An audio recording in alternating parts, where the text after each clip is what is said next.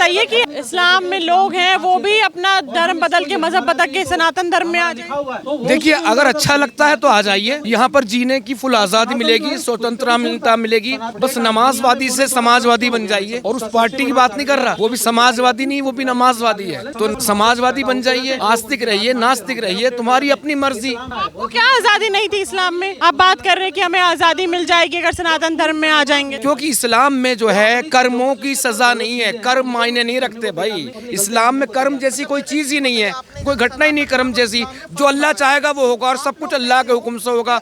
और अल्लाह के हुक्म से जो होगा, जो नहीं मानता इस्लाम को वो जहन्नुम में जाए। बस उसी को रहने दूंगा, उसी को जीने दूंगा। सही में लिखा है क्या कि अल्लाह की बात जो नहीं सुनेगा या उनके आदेश नहीं मानेगा तो वो गलत राह पे जाएगा, उसके साथ गलत होगा?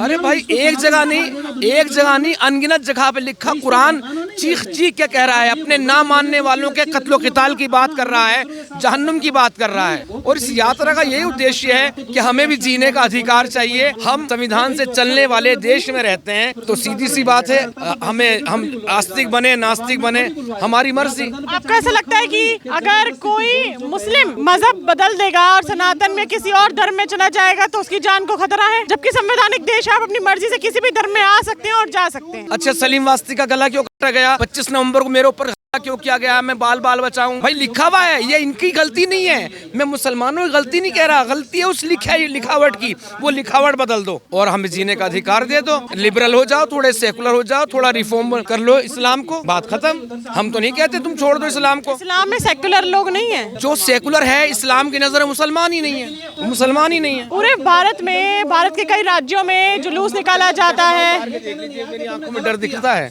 पहली बार ऐसा इतिहास में हो रहा है कि एक्स मुस्लिम यात्रा जो है निकाली जा रही है, तो डर तो कहीं ना कहीं होगा ना। सावधानी बरतनी चाहिए। मरना एक बार है, जिसका इस दुनिया में सब मर गए, वो जीते जी सबने छोड़ दिया, तो अब उसे क्या डर? उसके पास रहा क्या है खोने के लिए? आप जनता को किस तरीके से इन्फ्लुएंस करना चाहते हैं? मैं जनता को इतना कहना चाहता हूँ कि को पढ़े, समझें लिखा हुआ क्या है। हाँ, तमाम मुस्लिम भी पढ़े और नॉन मुस्लिम भी पढ़े, लिखा हुआ क्या है। और हिंदुओं से तो कहना चाहूँगा खास तौर से, उर्दू पढ़िए, उर्दू सीखिए। तुम्हारे बारे में क्या क्या लिखा हुआ, क्या क्या कहा जाता है, वो तुम्हें पता चलेगा। आपके नजरिए में सारे मुस्लिम कैसे हैं? नहीं, जिसके अंदर मुसलमान देखिए बहुत अच्छे, पहले बता दूं, इस आइडियोलॉजी ने खराब कर रखा है। लेकिन जिसके अंदर इस्लाम है, 100 के 100% उम्मीद है कि वो एक वादी कभी भी बन सकता है। अगर आपको कोई ऐसे मुस्लिम दिखे जो अशफाक उल्लाह खान या फिर एपीजे अब्दुल कलाम की नक्शे कदम पे चल रहे हैं, हमारी जो कर्नल सोफिया कुरैशी है उनकी नक्शे कदम पे मुस्लिम महिलाएं चल रही हैं, तो आप उनको अपनाएंगे, उनका प्रचार प्रसार करेंगे और लोगों को बोलेंगे कि इनसे इंस्पिरेशन लीजिए? इस्लाम के मुताबिक एपीजे कलाम साहब को, सोफिया कुरैशी जी को, या इन्हें क्या अशफाक उल्लाह खान साहब को, बिस्मिल्लाह खान साहब को, हाँ इन्हें रस खान साहब को, जितने इनको इस्लाम के मुताबिक आप मुसलमान साबित कर दीजिए, सब के सब काफिर हैं इस्लाम की नज़र में। म्यूज़िक हराम है, वो शहनाई बजाते थे और उसने सोफिया कुरैशी ने क्या बोलते इस पाकिस्तानी मिसाइल मारी। महाकुंभ में जाने का मौका मिला था आपको? हाँ मिला था। हाँ। तो मोनालिसा नाम काफी ज्यादा चर्चे में था, सुना होगा आपने। जी जी। उन्होंने फरमान से शादी करी है और उन्होंने बयान दिया कि मैं बहुत खुश हूँ, हालांकि अभी वो नाबालिग निकली है और संवैधानिक तरीके से अधिकार नहीं है किसी नाबालिग से शादी करना। आप इनकी शादी को किस तरीके से देखते हैं, क्योंकि काफी राजनीतिक दल उनको कह रहे हैं कि लव जिहाद के ट्रैप में फंसाया गया है? जी देखो, अगर किसी को भ्रमित करके या किसी को बरगला के और उसको एक झूठा आईना दिखा के और शादी की जाती है तो ये पूरी तरह से गलत है। हम इसका विरोध करते हैं। क्या लगता है कि झूठा आईना दिखाया गया मोनालिसा को या सच में प्यार है फरमान? देखो, प्यार अगर किसी चीज को झूठ दिखा के कराया जाता है तो वो प्यार, मैं उसको प्यार नहीं मानता। प्यार हमेशा सच पे आधारित होता है, और अगर जहाँ सच नहीं है वहाँ प्यार नहीं है। उन दोनों की शादी में झूठ क्या लग रहा है? वो तो देखो सब समाज को पता ही है, इसमें मैं ज्यादा कुछ नहीं बोल सकता। जितना मुझे जानकारी है उस हिसाब से शादी हिंदू धर्म के रीति रिवाजों से करी है, 7 फेरे लेके करी है, सिंदूर लगा के करी है। यही तो लव जिहाद का मेन कॉन्सेप्ट है कि सारी चीजें हिंदू रीति रिवाज से शुरुआत वहाँ से होती है, लेकिन बाद में ये चीजें फ्रिज में और ब्रीफकेस में मिलती है। कि आने वाले समय वैसा ही कुछ होने वाला? काफी लोगों के साथ हो चुका है, उसी पे मैं बता रहा हूँ, काफी लोगों के साथ हो चुका है। इसके साथ हो ना हो वो अलग बात है। आप एक्स मुस्लिम पदयात्रा में क्यों जुड़े हैं, कुछ कारण? देखो, इसे एक एक्स मुस्लिम यात्रा बोलो या पूर्व सनातनी बोलो, पूर्व सनातनी, जो लोग पूर्व सनातन थे किसी के कारणवश दूसरे धर्म में आ गए, किसी दबाव की वजह से, किसी डर की वजह से, अगर वो वापस आना चाहते हैं तो उनका स्वागत करना चाहिए। इसमें गलत क्या है? मैसेज क्या देना चाहते हैं इस पद यात्रा से? कि जितने भी पूर्व सनातनी हैं हमारे देश में, अधिकांश पूर्व सनातनी हैं और वो वापस आना चाहते हैं तो उनका स्वागत है और हम उनकी सुरक्षा के लिए तत्पर हैं। अच्छा, ऐसा क्यों हो रहा है कि जो मुसलमान एक्स मुस्लिम हैं वो सिर्फ सनातन धर्म में ही क्यों आ रहे हैं? वो क्रिश्चियन, जैन, बुद्धिज्म में क्यों नहीं जा रहे? सिख में क्यों नहीं जा रहे? नहीं, आप ईरान में जाके देखो, ईरान में जो लोग मुस्लिम हैं वो पारसी धर्म में जा रहे हैं वापस। ऐसा नहीं है, जो पूर्व धर्म है उसका उसमें जाना चाहता है। जो है ना लब जिहाद करके लोगों स्त्री को फंसाता है, फिर जोर जबरदस्ती उसे इस्लाम कबूल करवाता है, वो बुराई ही है। तो हमारा इस्लाम, हमारे मुसलमान से कोई भेदभाव नहीं है, हमारी उनकी कुरीतियों से भेदभाव है। जो उनके साथ जबरदस्ती स्त्रियों के साथ अत्याचार होता है, सेकुलरिज्म के नाम पे आपने पूछा कि है ना उसने सेकुलर बन के एक तरह शादी करी, तो सेकुलर बन के शादी करी तो उसके साथ सेकुलर बन के जिंदगी निभाओ भी, फिर उनके नाम पे बाद में जबरदस्ती इस्लाम क्यों थोपा जाता है? अगर वो तो अपनी पे इच्छा पर निर्भर करता है कि वो इस्लाम स्वीकार करे स्त्री या ना करे, लेकिन बाद में उस पर जबरदस्ती कि भाई तुम्हें स्वीकार करना ही पड़ेगा। आप लोग को डर नहीं लग रहा है? क्योंकि भारत में हिंदू रक्षा दल यात्रा निकाली जाती है, सनातन यात्रा, जुलूस निकाला जाता है, पद यात्रा निकाली जाती है। एक्स मुस्लिम पद यात्रा थोड़ा अलग है, अलग कॉन्सेप्ट निकल के आया है ये, तो आपको डर नहीं लग रहा है? डर वाली बात तो ये है कि देखो, अब सही के साथ लोगों को खड़ा होना चाहिए, सही विचारों के साथ। देखो, मौत आनी है तो हमेशा कहीं ना कभी आनी है, जो चाहे कल को आ जाए। लेकिन सलीम बास्ती के साथ जो गलत हुआ वो गलत हुआ, एक दिन सबको मरना है। लेकिन सलीम बास्ती जो तरीके से उन पर हमला हुआ, लोग उसमें जब गलत तरीके से मारने का प्रयास किया गया, अगर उनके विचारों से सहमत नहीं थे तो उनसे विचार व्यक्त करते, सामने सही रखते तो। लेकिन गलत तरीके से मानना, वैसे मेरा अपना मानना है, मैं कमजोरी की तरफ हो जाता हूँ, लेकिन जो सही लोग हैं उनकी तरफ होना पसंद करता हूँ मैं। कुछ मुसलमानों को कहना है कि सलीम बास्ती के बयान भी ऐसे होते थे कि वो बर्दाश्त नहीं करे जा सकते हैं, वो वर्ड्स ही ऐसे यूज करते थे जो बियरेबल नहीं है, टॉलरेट नहीं करे जा सकता है। तो उनको भी अपने शब्दों को चयन करना चाहिए था कि वो क्या बोल रहे हैं। भावनाएं भी तो किसी की आहत हो सकती हैं। तो अगर उन्हें शब्दों को गलत साबित करना था तो उन्हें आगे बातों में पहले उन्हें बातें तो रखते कि आपने गलत बोला, आप ये दोबारा मत बोलिएगा, तो आप पे हम ऐसा करते। लेकिन सीधे आप कर रहे हो, ये तो एक तरह से हिंसावादी हो गई। क्या कहेंगे? कहाँ से हैं? यहीं से हैं? हम तो यहीं से हैं, बिजनौर से। यहीं से हैं। बिजनौर की स्थिति कैसी है? आप को डर नहीं लग रहा कि आप मुस्लिम एरिया से अपनी पद यात्रा निकाल रहे हैं? पूरी दुनिया के अंदर की बात करूं मैं, भारत में एक व्यक्ति सन्यासी पैदा हुआ था, चाणक्य। उसने भारत को अभय बना दिया था, मतलब डर खत्म कर दिया था लोगों के पेट में से। और इसी देश के अंदर, इस यूपी में बाबा जी बैठे हुए, तो एक चाणक्य ने पूरे भारत को अभय कर दिया था, योगी जी ने यूपी को अभय कर दिया है, समझ गए? तो हम लोग यूपी में खड़े हुए हैं, यहाँ ये समस्या कुछ भी नहीं है। आपने यूपी में इसलिए जान के यात्रा निकाली क्योंकि योगी आदित्यनाथ मुख्यमंत्री है, या फिर यही निकालना चाहते थे? दिल्ली क्यों नहीं चुना? दिल्ली में भी जरा जाइए। दिल्ली में भी यात्रा निकलेगी। दिल्ली में इसलिए नहीं गए हैं क्योंकि यात्रा को हम लोग छोटे कम समय के लिए निकालना चाहते थे। तो हमें चूँकि ये सब लॉ एंड ऑर्डर को भी देखना होता है, बहुत सारी चीज़ें, पुलिस की व्यवस्था भी, अगर दूसरी जगह से निकाली जाती तो कई डिस्ट्रिक्ट की, कई जगह की पुलिस लगती। यहाँ यूपी की केवल बिजनौर की पुलिस और उधर हरिद्वार की। और अगर आप ये मानना चाहते हो कि ये यात्रा केवल यूपी में योगी जी की वजह से निकल रही है, तो कल को यात्रा हरिद्वार में रहेगी, वहाँ तो योगी जी नहीं है। पुष्कर सिंह धामी, तो उसका आप तो हर व्यक्ति को बोलोगे हम दिल्ली पहुंचेंगे, तो आप दिल्ली की जो रेखा गुप्ता जी के लिए पुष्कर सिंह धामी जी की सरकार में 200 से 50 अवैध मदरसे बंद हो गए। अब आप एक बात सोचो, एक व्यक्ति के लिए जो काम छोड़ करके पिछली सरकार गई है, पहले उसको निपटाए या मदरसों पे सीधा बुलडोजर चलाए। जो काम पहले का अधूरा बचा उसको काम को पूरा करेंगे। और ज़्यादा अच्छा तो यह है कि राजनीतिक लोगों की बात राजनीतिक लोगों से पूछा जाए। हम लोग राजनीति में नहीं फंसना चाहते, हमसे आप धर्म की, संप्रदाय की, संस्कृति की बात पूछोगे, बहुत बढ़िया से उत्तर आपको। कि आप एक्स मुस्लिम पद यात्रा निकाल रहे हैं तो क्या सांप्रदायिक तनाव पैदा नहीं होगा? आस्था नहीं, मतलब किसी की भड़क? मानसिक रूप से यात्रा बहुत वर्ष पहले निकल गई है। ये व्यक्ति सड़क पर जो सामने आपको दिखाई दे रहा है, इमरोज आलम और इनके साथ में जो पूरी टीम है, ये एक्स मुस्लिम की, ये पहली बार यात्रा दिखा रहे हैं आपको। जो फिजिकल यात्रा पहली बार है, लेकिन मानसिक यात्रा बहुत बार हो चुकी है। मैं कितने लोगों से ऐसे मिला हूँ जिन लोगों की इच्छा रही है कि हमने ये काम करें, हम ऐसे जाएं वैसे जाएं, उन्होंने यहाँ से जल लिया, हरिद्वार से भी लिया और चले गए, उन्होंने किसी को बताया नहीं है। तो आपको मैं बताना चाहूँगा कि ये ऐसे तो बहुत बार हो चुका है और ये शुरुआत है। अभी देखो आप आगे होता क्या है। इमरोज आलम के कुछ बयान थे कि इस्लाम में आज़ादी नहीं है, इस्लाम में कुछ ऐसी कुकृतियाँ हैं जो मेरे लॉज या मेरे आइडल्स के अगेंस्ट हैं।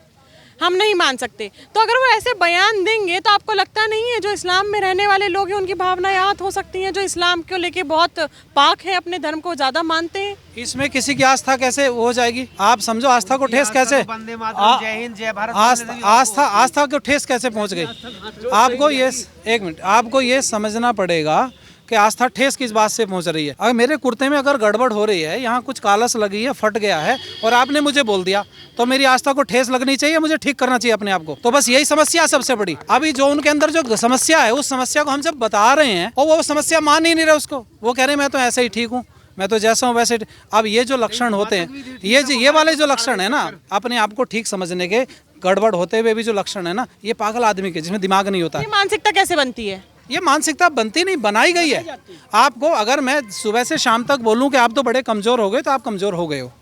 एक माइंड के अंदर एक नैरेटिव फंसा दिया गया, उस नैरेटिव पर ये काम कर रहा है पूरा, वो प्रोजेक्ट है पूरा। वो पढ़े लिखे लोग हैं जो इस नैरेटिव को फंसा रहे लोगों के बीच में, तो वो जानबूझ करके उनको वैसा बनाया जा रहा है, वो है नहीं। अपने नाम के आगे एक्स मुस्लिम लगा चुके हैं, क्या वो दिन की 5 नमाज पढ़ते हैं, वो मस्जिद जाते हैं, सजदा करते हैं, ईद का त्यौहार मनाते हैं? वो करते थे, अब नहीं है। अगर करते होते तो काहे को एक्स मुस्लिम बनते? 5 टाइम की नमाज पढ़ते तो 5 टाइम की नमाज छोड़ी, तब तो एक्स मुस्लिम बने हैं। तो 5 टाइम की नमाज पढ़ने वाला तो मोमिन होता है, तो मोमिन नहीं है इस समय पर, तो इसलिए वो छोड़ करके आए हुए हैं। तो हाँ जी। अभी ये यात्रा बिजनौर से अब कहाँ तक जाने वाली है? ये हरिद्वार जाएगी बिजनौर से। जी जी। आपका क्या नाम हुआ? आप कुछ बोल रहे थे? मेरा नाम अंकुर है। मेरा ये कहना था कि ऐसा नहीं कि जो लोग ज़्यादा लोग कह रहे हो कि वो बात सच होती है। गैलीलियो से पहले धरती को चपटा बताया जाता था। जब गैलीलियो आया तो उसने धरती को गोल बताया। उसमें फिर उसने जब गैलीलियो ने बोला कि धरती गोल है, तो उसमें ईसाई धर्म के अनुसार उसमें गलत है, बाइबल के अनुसार, कि धरती चपटी है। इसलिए बाइबल धर्म में, वैसे इस्लाम में, कुरान में धरती चपटी है, लेकिन उसने गोल बताया। उसे फांसी तक की सजा बोली गई, अगर तुम माफ़ी गलती मान लेगा तो तेरी फांसी साहब माफ़ कर देंगे, कि ना धरती को चपटा बता, गोल नहीं। लेकिन वो तब भी बोलता रहा कि धरती गोल है, धरती गोल है, लेकिन उसे फांसी सजा हो गई। आज सब जानते हैं कि धरती गोल है। आज वो ग्रंथ गलत साबित हुए जिसमें कहा जाता है धरती चपटी है। आप लोग यूपी में कि सही होता है, गलत होता है। चाहे एक आदमी का, अरबों में एक आदमी कहता था कि गैलीलियो कि धरती गोल है, चपटी नहीं है। उसने पहला आदमी था कि धरती गोल बताई थी। सारी दुनिया गलत थी, वो अकेला आदमी सही था। मैं कहना चाहता हूँ आज भी हम सही है, और चाहे हम सही का साथ देने के लिए खड़े हैं, चाहे हम ज़्यादा। आपको कैसे लग रहा है कि आप सही हैं? मैं जो एग्जाम्पल दिया कि जबरदस्ती है कि किसी को गलत दो कि वो नहीं मानता, तो किसी चीज़ को, अगर कोई बंदा किसी चीज़ को नहीं मानता, मैं 5 टाइम नमाज अदा नहीं करता, तो गलत है, तो क्या वो सही है? जबरदस्ती किसी स्त्री पे इस्लाम थोपा जाए कि तुझे ये मारना ही मानना है, तो क्या वो सही है? जो धर्म तो बहुत पहले से आ रहे हैं, वैदिक धर्म, हिंदू धर्म, ये और जैन धर्म, बौद्ध धर्म, तो क्या उस बेसब पत्ती गलत है और ये पत्ती सही है? जब देश गुलाम था उस समय औरंगजेब ने जबरदस्ती कन्वर्ट करे। बताइए, किसी सदी में क्या कोई जबरदस्ती नमाज पढ़वा रहा है किसी को? पावर नहीं है। ढंग बदलते रहते हैं, हर परिस्थिति में लड़ाइयों के ढंग बदल जाते हैं। उस समय तलवारों के बल पर धर्म परिवर्तन होते थे, स्वार्थ के वशीभूत होकर के धर्म परिवर्तन होते थे। आज लड़ाई बदली है। आज जिहाद चला करके, भ्रांतियां फैला करके इस हिंदू समाज की लड़कियों को टारगेट करके, क्योंकि व्यक्ति को टारगेट करना बड़ा मुश्किल पड़ता है, लड़कियों को टारगेट करना बड़ा आसान होता है। तो अब वो जो जिहाद चल रहा है वो उधर की तरफ को उन्होंने कन्वर्ट कर दिया, और उसके माध्यम से उसको बहुत बड़ी तादाद में, जैसे झांगुर वाला विषय आया, करोड़ों रुपया उसको आया, और उसने करोड़ों रुपए के माध्यम से तमाम हिंदू लड़कियों को अपने जाल में फंसवाया। तो ये जिहाद के माध्यम से अब वो कन्वर्ट करा रहे हैं। वास्तविकता के ऊपर छोड़ दीजिएगा। सत्य एक बयान दिया कि लड़कियों को बहलाना फुसलाना थोड़ा इजी होता है, तो मुझे एक बात बताइए कि क्या सिर्फ हिंदू धर्म में ही लड़कियों को बहलाना फुसलाना इजी होता है? संस्कार की कमी है? हमारी संस्कृति बड़ी लचीली है, और इसमें तो कहने में कोई संकोच नहीं है कि हमारे समाज में संस्कारों का अभाव थोड़ा सा आया है। जो संस्कृति हमारी थी, गुरुकुल पद्धतियाँ हमारे यहाँ चलती थी, उसको छोड़ करके जो पाश्चात्य संस्कृति आई है उसका प्रभाव रहा है। उसके कारण जो संस्कार घर के अंदर होने चाहिए थे, विद्यालयों से संस्कार मिलने चाहिए थे, समाज से संस्कार मिलने चाहिए थे, उसका अभाव आया है। और इसी का फ़ायदा उठा करके इन्होंने ये सब काम उनको केंद्रित करके, लड़कियों को केंद्रित करके करने का काम किया है। बहुत वर्षों से चल रहा है। ये राष्ट्र की बात करने के लिए शिक्षा अगर है ठीक है, लेकिन एक मजहब को बढ़ाने के लिए जहाँ वो पढ़ाई होती है वो होता है मदरसा। मदरसे के अंदर इस्लाम को कैसे बढ़ाया जाएगा पूरे देश के ऊपर और पूरे विश्व के अंदर कैसे राज किया जाएगा, इस प्रकार की शिक्षा दी जाती है। वहाँ मजहबी शिक्षा दी जाती है, गुरुकुल के अंदर धर्म की शिक्षा दी जाती है, राष्ट्रवाद की शिक्षा दी जाती है। ये बहुत बड़ा अंतर है। अभी आप सहमत है? क्योंकि अभी आपकी यात्रा जाएगी हरिद्वार, और वहाँ पे अभी हाल ही में ही 250 से ज़्यादा अवैध मदरसे जो हैं बंद कर दिए गए हैं सीएम द्वारा। आप सहमत हैं इससे, इस डिसीजन से सहमत? देखिए सरकार जो काम कर रही है उसने बड़ा तथ्य जुटाने के बाद में वो सारे काम किए हैं, वैसे ही बंद नहीं कर दिया। उसके अंदर जो चल रहा था मदरसों के अंदर, उन सब की जांच करने के बाद में ही वो मदरसे बंद किए गए हैं, वैसे ही बंद नहीं किया गया। अब आपको लगता नहीं इतना रिसर्च करने के बाद जो डिसीजन लिया गया है वहाँ पे राज्य सरकार द्वारा, तो वहाँ पे अब तनाव पैदा हो सकता है? देखिए जिनको तनाव पैदा करना है वो तो लगातार तनाव पैदा कर रहे हैं, ऐसा थोड़ी ना कर रहे हैं कि वो शांत बैठे हैं। उनको छीनना है, उनको प्यार से मिल जाएगा ठीक है, जबरदस्ती छीन लेंगे तो जब और प्यार से नहीं मिल रहा तो जबरदस्ती छीनने की उनकी तैयारी लगातार रहती है, वो अपने काम में लगे हुए हैं, उसका कोई मतलब नहीं होता। में पदयात्रा निकाल रहे हैं, प्रशासन का व्यवहार आपके प्रति कैसा है, सिक्योरिटी कैसी है? प्रशासन से हमने अनुरोध किया था, विशेष रूप से जो एक्स मुस्लिम है इन लोगों ने ही अनुरोध किया था, तो प्रशासन ने उसमें कहा उनकी सुरक्षा करने का दायित्व उनका बनता है, वो सुरक्षा की दृष्टि से हमारे साथ में लगे हुए हैं। सेटिस्फाई हैं आप? हाँ सेटिस्फाई है। मैं आपको कैमरा पैन करके दिखाऊं, ये यात्रा जो है आज सुबह से लगातार जो है निकाली जा रही है बिजनौर से हरिद्वार तक। कल हरिद्वार में ये यात्रा समाप्त हो जाएगी। आप देखिए ये पुलिसकर्मी सिर्फ यहाँ मौजूद नहीं है, जब ये यात्रा शुरू हुई थी और जब जहाँ हरिद्वार में ये यात्रा समाप्त होगी तब तक जो पुलिस है वो यहाँ पे लगी रहेगी, लगातार सिक्योरिटी दे रही है, लगातार लोगों को ये फील करा रही है कि आप अपनी पदयात्रा जो निकाल रहे हो उसमें आप लोग सेफ हैं, किसी भी तरह का तनाव पैदा नहीं होगा। ये बहुत अच्छी बात है कि योगी आदित्यनाथ का शासन प्रशासन जो है वो लगातार हमारे हित में है और हम लोगों को सेफ फील करा रहा है। इसके ऊपर अभी आगे जो भी अपडेट होगा या पदयात्रा में और कितने लोग जुड़ेंगे, उन लोगों से बात करेंगे, एक्स मुस्लिम को लेकर उनकी क्या विचारधारा है, इस पदयात्रा को लेकर वो क्या सोचते हैं, क्या तमाम उनके मुद्दे हैं, मैं फिर तक आप सब पहुंचाऊंगी। तब तक के लिए बने रहिए वो न्यूज़ के साथ। मैं शशि शर्मा, धन्यवाद।